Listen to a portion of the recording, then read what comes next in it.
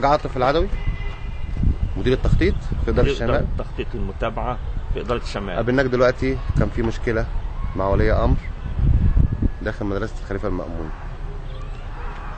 مين المفروض يتحاسب إن ناس توصل لغاية فصل تضرب طالب؟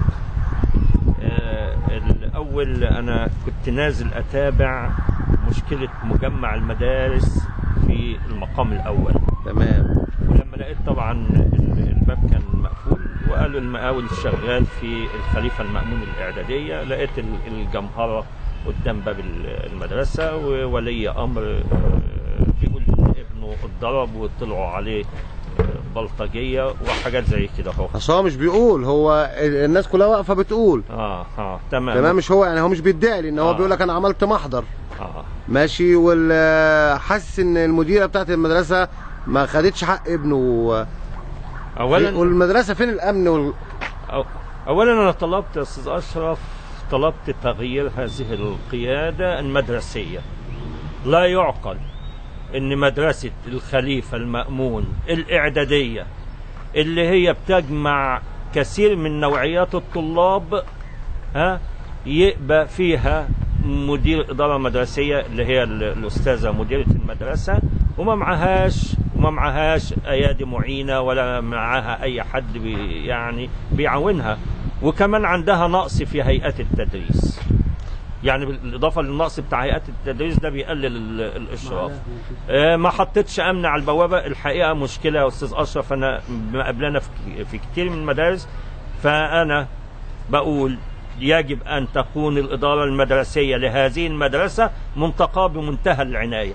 الأستاذة عطيات قدمت طلب وقدمته على إيدي إن هي عايزة تمشي من المدرسة. ليه؟ لأن المعاونين اللي معاها ما بيسموش لمستوى المشاكل اللي موجودة في المدرسة. أنا دخلت في بداية المدرسة مرة واثنين وثلاثة، ومع أن الشغل في إدارة التخطيط والمتابعة متعلق بالمبنى المدرسي وعدد الفصول والطلاب والتخوت وما شابه ذلك، إلا أن اللي أنا شفته في هذه المدرسة ونقلته لبعض قيادات المديرية إن لازم يتم تغيير هذه القيادة المدرسية والإتيان بمدير مدرسة يستطيع أن يجابه هذه المشاكل داخل المدرسة. إمداد مدير المدرسة بهيئات التدريس اللي هي لها القدرة على إدارة هذا العمل في هذه المدرسة. هو يعني السؤال بس اللي لح عليا دلوقتي، أنا جايب ولادي مدرسة وأنا قلقان عليهم. المدرسة مش المفروض إن هي مسؤولة عن الطالب من ساعة دخوله المدرسة؟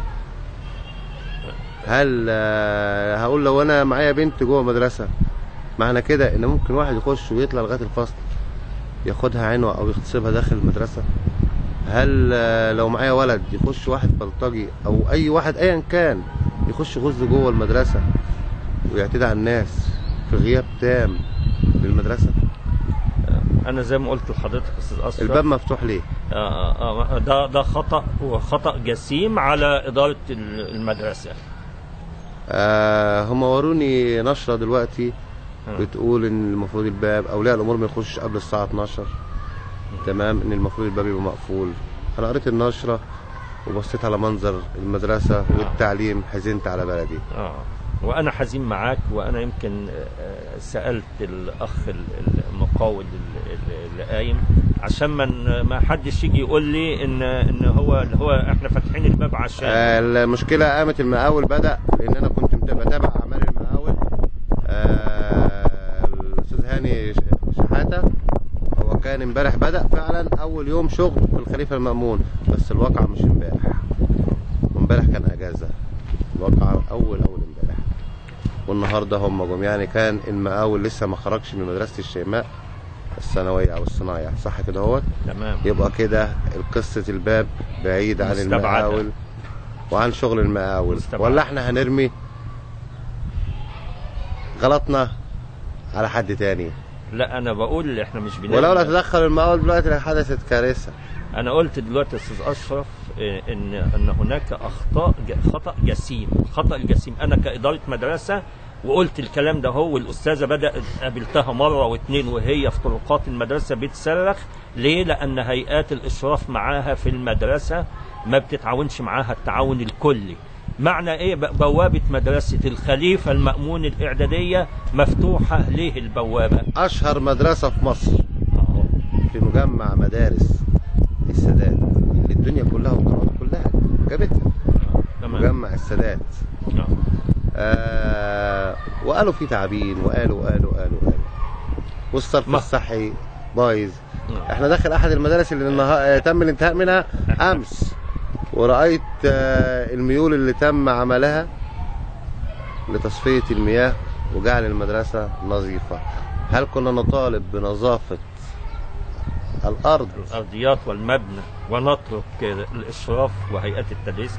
الحقيقة برضه كان من ضمن السياق طبعا. متى سننظف أنفسنا؟ احنا الأول أشيد بهذا الجهد العظيم اللي قام به المقاول هاني شحاتة، اللي أنا دلوقتي حاليا انتقلت معاه لموقع المدرسة. وشوف حضرتك دلوقتي الساعة كام، لأن أنا يوميا بحاول إن أنا أنزل مجمع المدارس توفيق حسن وأحمد عبده حتى أطمئن على هذه المدارس زي ما أنت. طب هو في شايف أنا شايف شغل بسم الله ما شاء الله جميل.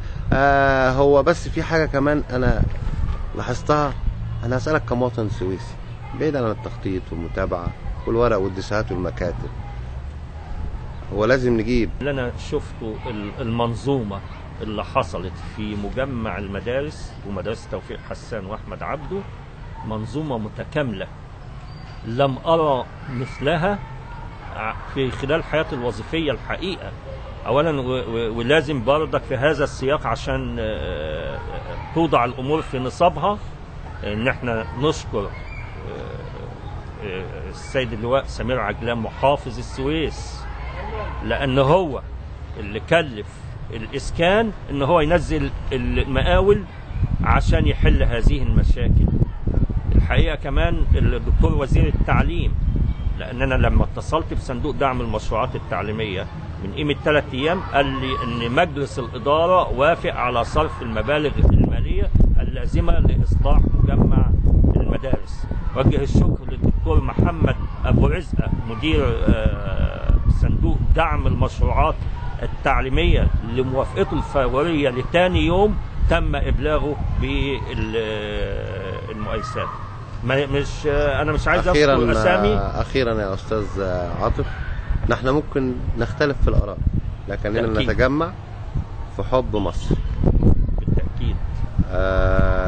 هل ترى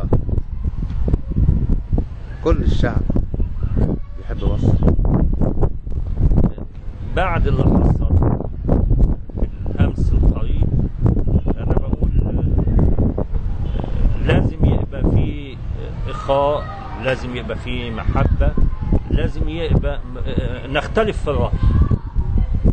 الرأي، وننقد بمنتهى الشدة ولكن ليس بالعنف. لكنني اليوم أختلف مع إدارة التربية والتعليم فيما رأيته يحدث داخل وخارج مدرسة الخليفة المأمون، ولكني أحب جميع شعب مصر. شكرا.